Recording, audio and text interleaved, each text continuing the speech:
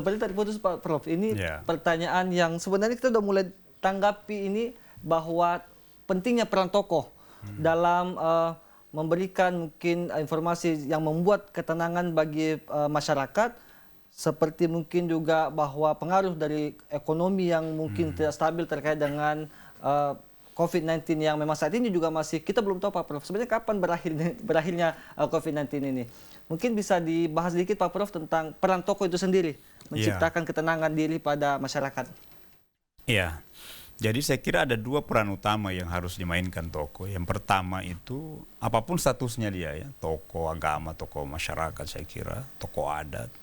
Yang pertama itu memberikan pemahaman tentang kondisi ini, bahwa wabah-wabah semacam ini itu bukan terjadi nanti sekarang. Dia semacam siklus yang berulang, bahkan pada masa nabi-nabi terdahulu, Nabi Musa, Nabi Daud, itu sudah pernah ada. Di masa Rasulullah juga ada. Jadi, nah ini kalau seperti ini kan bukan sebuah tidak perlu sesuatu yang berlebihan ya ditakuti. Tinggal bagaimana kita menyikapi itu. Nah, protokol-protokolnya itu rata-rata baik dari pandangan agama maupun pandangan pemerintah saya kira sama, bahwa setiap wabah itu perlu kita hindari ya. Hindari dengan menjaga diri. Kalau sekarang ada protokol COVID-19 itu yang baku sudah ada ya.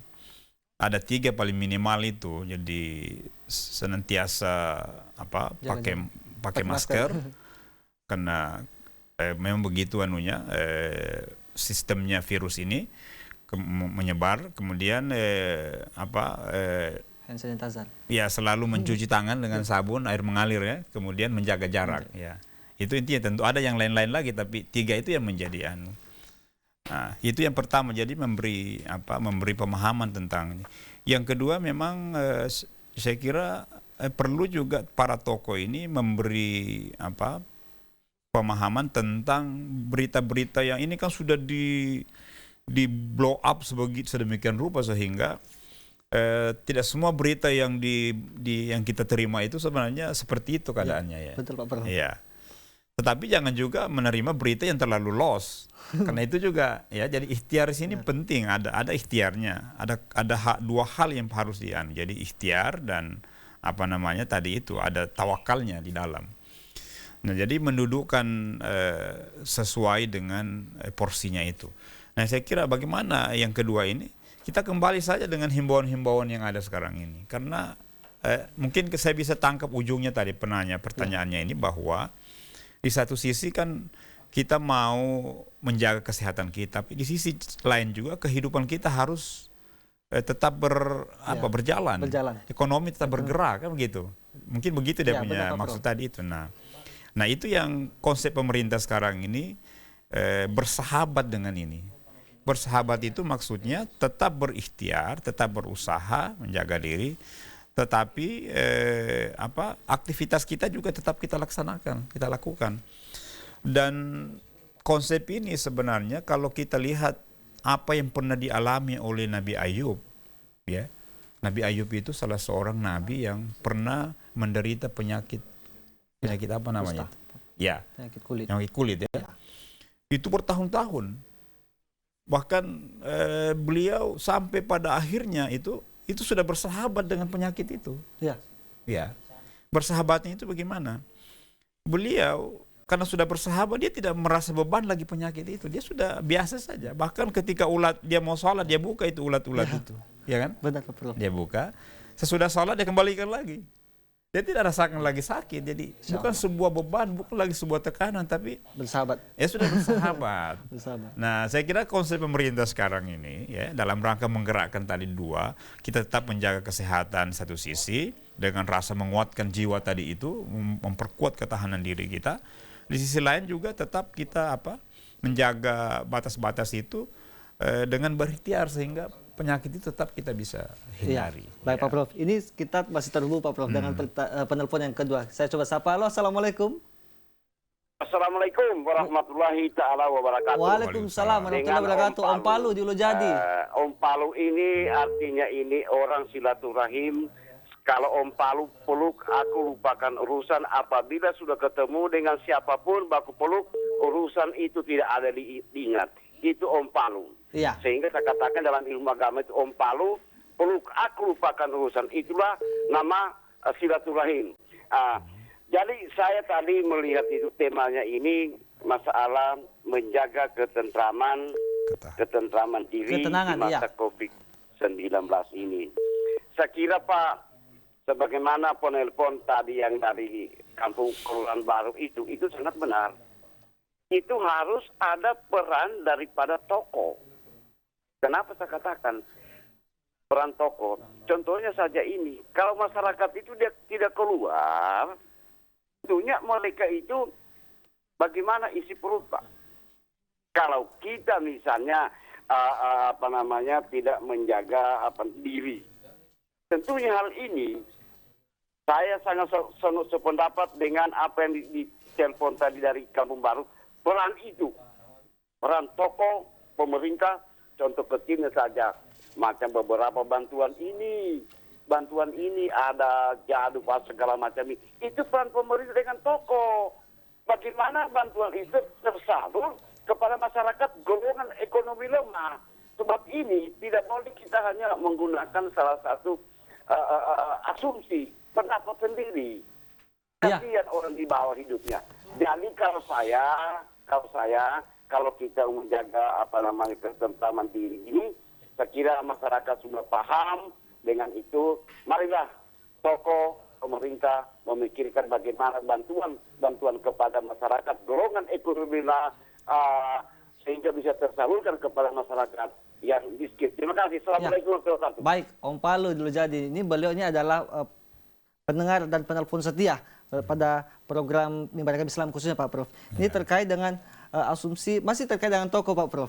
Bagaimana kemudian tokoh memberikan asumsi kepada masyarakat supaya bisa mungkin lebih tetap tenang dalam menghadapi COVID-19 ini Pak Prof. Mungkin bisa ditanggapi sedikit Pak Prof. Iya, jadi saya kira begini, kita mulai saja dari lingkup keluarga ya. Jadi tokoh yang paling dihargai dalam skala yang paling kecil keluarga itu kan orang tua. Ya, orang tua. Jadi mulai dari situ tentu menenangkan keluarganya, baik dari sisi kejiwaannya maupun dari sisi materialnya yang lain. Tentu tetap ada ikhtiar usaha-usaha. Kemudian berlapis lagi pada tingkatan lingkungan yang lebih luas sampai pada pemerintah. Pemerintah saya kira sudah memiliki tugas dan kewajiban, dan sekarang ini maksimal betul yang dilakukan, karena ini kan bencana nasional, bencana global malah, sehingga hampir semua anggaran-anggaran di pusat maupun daerah itu digulirkan untuk kepentingan ini dalam rangka membantu masyarakat khususnya yang terdampak. Nah, memang ada beberapa aspek mungkin perlu diperbaiki, yaitu biasa ada kekurangan-kekurangan. Itulah pentingnya sinergitas antara tokoh-tokoh pemerintah maksudnya yang mulai memiliki kewenangan itu dan tokoh-tokoh agama untuk bisa terdistribusi dengan baik ini apa yang diberikan pemerintah, stimulus diberikan oleh pemerintah kepada masyarakat yang membutuhkan, terutama yang terdampak COVID ini. Tetapi yang paling penting saya kira adalah kembali kepada jiwa kita masing-masing, diri kita masing-masing harus menyikapi ini sebuah bencana yang datang dan ini sifatnya global. Maka bagaimana menenangkan diri kita sehingga kita bisa bertahan dalam kondisi ini. Jangan kita sudah tidak bisa secara ekonomi, secara batin lagi juga tidak bisa bertahan. Akhirnya itu yang membuat kita nanti semakin drop. Nah, kita mau ini ada sinergitas, jadi dengan kekuatan jiwa tadi akhirnya melahirkan ketahanan diri yang kuat sehingga kita bisa beraktivitas, sehingga gerak-gerak usaha yang kita lakukan juga tetap bisa terlaksana dengan baik, sehingga perekonomian usaha-usaha yang kita kerjakan itu bisa menghasilkan sesuatu. Nah, tapi saya kira itu tadi memang perlu ada pengendalian diri yang kuat ya, sehingga bisa memahami itu. Kalau tidak memang ya dengan kecemasan ini seperti juga awalnya orang takut sholat di masjid apa semuanya ya. Setelah dibuka itu kemudian dengan protokol yang baku Nah, kemudian orang sudah terbiasa, tetapi jangan juga terlena dengan itu, karena virus ini kan juga tidak berkurang, malah kalau kita lihat. Bahkan kalau kita lihat dari sejak bulan Maret sampai bulan Mei, itu masih sedikit volumenya, jumlahnya dibandingkan setelah diberi kelonggaran ini. Sekarang sudah 70 ribuan. Jadi dalam 1 bulan itu sudah berapa puluh ribu naiknya itu. Itu kan berarti terus berkembang ini. Ini juga akan mengkhawatirkan kalau kita tidak sikapi. Jadi protokol kesehatan itu tetap harus dipatuhi, tetapi juga tetap berikhtiar kita, ya. Nah, dengan mematuhi protokol kesehatan tadi itu, sehingga kita beraktivitas dan juga menguatkan jiwa kita, sehingga kita memiliki rasa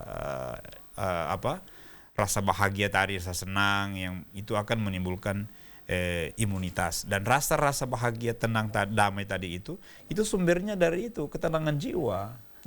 Kalau itu sudah ada, maka orang akan berlaku tenang. Sama juga gempa kemarin itu kan, ya. Ada orang yang panik, justru banyak yang bahaya kan. Tapi orang yang tenang bisa mengukur ini, menimbang, akhirnya bisa selamat ya. Masya Allah, Pak Prof. Ini luar biasa, semakin menarik pembahasan kita pada malam hari ini. Namun waktu kita sangat terbatas, Pak Prof.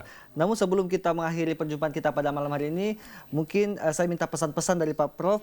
Sebagaimana tema kita pada malam hari ini, sebenarnya apa pesan-pesan dari Pak Prof pribadi dalam menjaga ketenangan diri kita, khususnya pada masa pandemi COVID-19 saat ini, Pak Prof? Ya, jadi saya melihat begini, sumber kesehatan utama bagi seseorang itu, atau modal besar sebagai modal kesehatan utama bagi seseorang itu adalah ketenangan batin.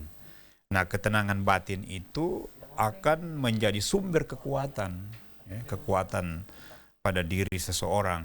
Nah, kalau pun ada penyakit yang dialami oleh seseorang, tapi kalau memiliki kekuatan jiwa tadi, ketenangan diri, maka penyakit itu seperti tadi saya contohkan dengan Nabi Ayub, malah bisa bersahabat itu. Dia sakit tapi tidak merasakan sakit itu, sudah biasa dia melakoni seperti kehidupan normal saja. Padahal itu sesuatu yang luar biasa. Nah, di sisi teologinya, kalau perlakuan seperti itu, berarti ada kesabaran di dalam dirinya. Nah, kesabaran itulah yang Allah akan balas nanti dengan sesuatu yang lebih baik. Nah, saya kira begitu. Masya Allah.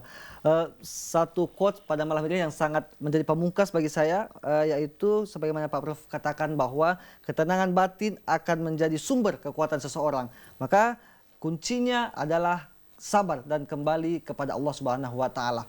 Demikian Pak Prof, terima kasih pada malam hari ini telah menyempatkan hadir di Studio 1 TVRI Sulawesi Tengah dalam program Mimbar Agama Islam. Dan dari Studio 1 TVRI Sulawesi Tengah, saya Irwan Sandi beserta seluruh kru dan kerabat kerja bertugas pada malam hari ini mengucapkan terima kasih. Dan insya Allah kita akan bertemu lagi pada program yang sama Mimbar Agama Islam pekan berikutnya. Dan saya akhirul kalam billahi fisabilillah. Assalamualaikum warahmatullahi wabarakatuh.